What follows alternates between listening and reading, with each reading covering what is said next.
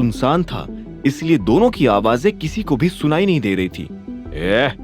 माँ को क्यों बीच में लाई? उस लड़के ने भड़क कर गुस्से में लड़की का गला पकड़ लिया। अभिनव ये नजारा देखते ही अपनी गाड़ी से उतरकर उन दोनों के पास भाग कर गया। अबे छोड़ उसको। लड़के ने जब पलट कर देखा तो वो अभिनव को देखकर हैरान हो गया। उस लड़की की भी जब सांस में सांस आई तो वो अभिनव को देखकर हैरान हो गई। अभिनव तुम? उस लड़की ने पूछा। चाहत, ये सब क्या हो रहा है? अभिनव ने उसकी तरफ घूरते हुए कहा। फिर उसने उस लड़के को भी देखा। वो लड़का भी अभिनव को घूर रहा था। इतने में चाहत को न जाने क्या सूझा और वो सीधा अभिनव से जाकर गले लग गई और बोली, अभिनव, ये लड़का मुझे परेशान कर रहा है। ये मेरे पीछे पड़ा हुआ है। बाबू, आई एम रियली सॉरी। मैं तुमसे नाराज होकर होटल से निकल तो आई, लेकिन मुझे नहीं पता था कि मैं इतनी बड़ी मुसीबत में फंस जाऊंगी। आज के बाद तुम जो कहोगे मैं वही करूंगी, पर प्लीज मुझे इससे बचाओ। चाहत के मुंह से यह सब सुनकर सिर्फ अभिनव ही नहीं बल्कि श्याम भी हैरान हो गया था। सब जानता हूं मैं, ये आदमी कोई तेरा बॉयफ्रेंड नहीं है, श्याम ने कहा। चाहत ने जवाब दिया, श्याम, तुझे विश्वास क्यों नहीं हो रहा है? ही इज माई बॉयफ्रेंड और हम जल्दी शादी करने वाले हैं। अब प्लीज मेरी लाइफ में इंटरफियर करना बंद कर।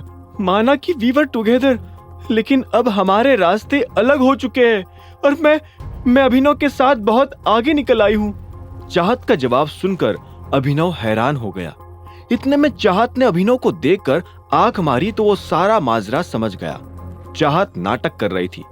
ऐसे में अभिनव ने चाहत को दूर किया और श्याम के पास आकर बोला, अगर तूने मेरी चाहत को आंख उठाकर भी देखा तो आज जिंदा घर नहीं जाएगा, याद रखना। जिस कॉन्फिडेंस के साथ अभिनव ने यह कहा, श्याम को उससे डर लगने लगा। हालांकि वो अभी भी कन्विंस नहीं हुआ था कि अभिनव चाहत का बॉयफ्रेंड था, जिस बात से उसे हंसी भी आ रही थी। वो बस चाहत से दूर होना चाहता था, लेकिन उस लड़की के प्यार के आगे उस टाइगर की ताकत भी कमजोर पड़ रही थी। शाम से ये नजारा देखा नहीं जा रहा था। वो गुस्से में अभिनव के पास आया और उसे मारने की कोशिश करने लगा। इससे पहले कि वो अभिनव पर हाथ उठाता, अभिनव ने उसका हाथ पकड़ा और जोर से मरोड़ दिया। शाम को एहसास हो गया था कि अभिनव से पंगा लेने में उसकी जान जा सकती थी। ऐसे में शाम गुस्से से जमीन पर थूककर अपनी गाड़ी की ओर जाने लगा। इसी वक्त अभिनव ने भी चाहत को दूर किया और शाम को जाते देख वो उस पर चिल्ला पड़ा, आज के बाद दिख मत जाइयो, समझा ना? एक्सीलरेटर को जोर से दबाकर शाम वहां से गायब हो चुका था। उसकी गाड़ी के वहां से जाते ही उस सुनसान जगह पर सन्नाटा फिर से छा गया और इसी सन्नाटे के बीच दो लोग शर्म के मारे कुछ बोल भी नहीं पा रहे थे। कुछ सेकंड्स तक अपनी जगह पर खड़े रहकर और इधर उधर देखने के बाद ही उसने बात पलटने की कोशिश करी। उसने तुम पर हाथ तो नहीं उठाया ना? नहीं, तुम सही टाइम पर पहुंच गए थे। चाहत ने एक सेकंड के लिए अभिनव की ओर देखकर फिर से अपनी नजरें झुका ली। वो अभिनव को थैंक यू बोलना चाहती थी, लेकिन उसे काफी शर्म भी आ रही थी। तुम्हें घर छोड़ दूं? अभिनव ने धीरे से पूछा, जिसका जवाब चाहत ने हाँ में सिर हिलाकर दिया। वो अपनी गाड़ी की ओर जाने के लिए पलटा ही था कि तभी चाहत एक गहरी सांस लेकर बोल पड़ी, थैंक यू अभिनव। उसका थैंक यू सुनकर अभिनव एक पल के लिए अपनी जगह पर ही थम गया। वो पलटकर वेलकम बोलना चाहता था, लेकिन उसमें उससे नजरें मिलाने की हिम्मत नहीं थी।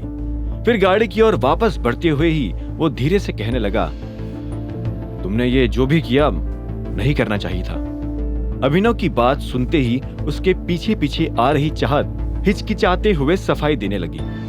वो जो भी हुआ उसके लिए सॉरी। मैं बस उस शाम को किसी भी तरह यहाँ से भगाना चाहती थी। चाहत की झुकी नजर को देखकर अभिनव के मन में अभी भी डाउट था। चाहत, सच सच बताना, उसने तुम्हारे साथ कोई जबरदस्ती या चोट तो नहीं पहुंचाई ना? देखो अभी भी वक्त है, हम उसका पीछा करके उसे पुलिस के हवाले कर सकते हैं। अभिनव की उसके प्रति केयर देखकर चाहत को मन ही मन अच्छा लगा। उसने एक छोटी सी स्माइल के साथ नजरें ऊपर करके जवाब दिया, नहीं अभिनव, मैंने कहा ना तुम टाइम पर पहुंच गए थे। Again thank you so much. उसका कंफर्मेशन सुनकर अभिनव भी एक फीकी स्माइल देकर गाड़ी में बैठ गया। दूसरी ओर एक कमरे में लाइट बंद किए और बड़ी स्क्रीन लगाए एक आदमी वीडियो गेम खेले जा रहा था कि अचानक उसके कमरे का गेट खुला और अंदर आए शख्स ने उसका कंट्रोलर छीन लिया और जमीन पर पटक कर उसके टुकड़े टुकड़े कर दिए। डैड, क्या प्रॉब्लम है आपको? तू है जो यहाँ जानवरों की तरफ पड़ा हुआ है और एक तरफ तेरी ही उम्र का वो टाइगर है जो तेरे जैसे जानवरों पर राज करने को तैयार है। उस आदमी ने लड़के का टी शर्ट जकड़ते हुए कहा, टाइगर? हाँ टाइगर, लौट आया है वो, और इस बार ये अफवाह नहीं है। टाइगर के लौट आ जाने की बात सुनते ही उस लड़के के पैरों तले जमीन खिसक गई।